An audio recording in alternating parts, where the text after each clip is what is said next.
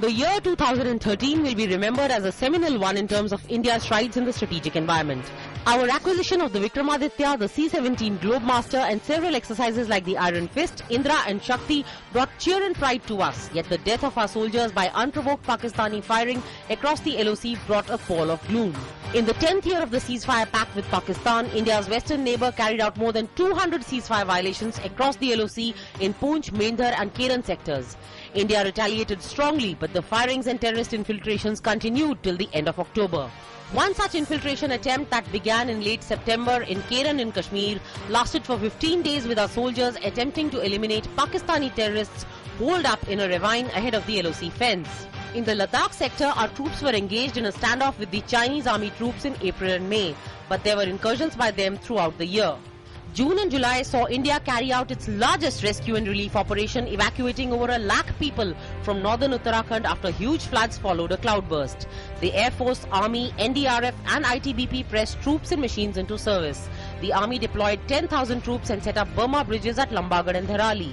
The Air Force carried out over 2,000 sorties and transported 500 tons of relief material apart from evacuating stranded pilgrims. The forces continued despite losing 20 personnel aboard a Mi-17 when it crashed returning from Kedarnath.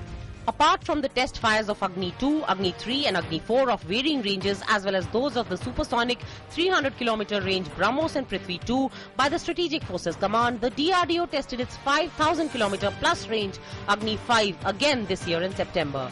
August was the time when the Indian Navy put its collars up when the reactor of the nuclear submarine Arihant went critical and the 40,000-ton aircraft carrier Vikrant being built at Kochi shipyard was launched with much fanfare. Both the Arihant and the Vikrant are designed and built in India and testimony to the high technology and engineering of our DMRL scientists and heavy industry and D&D engineers. The Air Force inducted the basic trainer jet Pilatus PC-7 Mark II at Dundigal in Hyderabad and in September inducted the first 5 C-17 Globemasters, the heavy lift transport aircrafts which will tilt the scales in India's favour. The Navy acquired the aircraft P-8I in May and based them at the Rajali Air Base at Arakonam.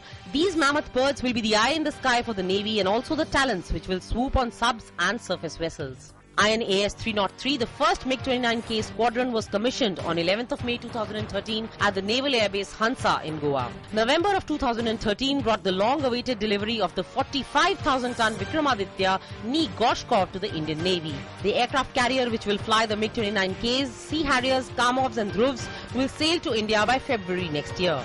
The Indian military calendar for joint war games was booked much in advance as our forces continued to be wooed by superpowers and Southeast Asian islands alike. The Indian Army exercised with the French one in September, with the Russian one in October and the Chinese in November.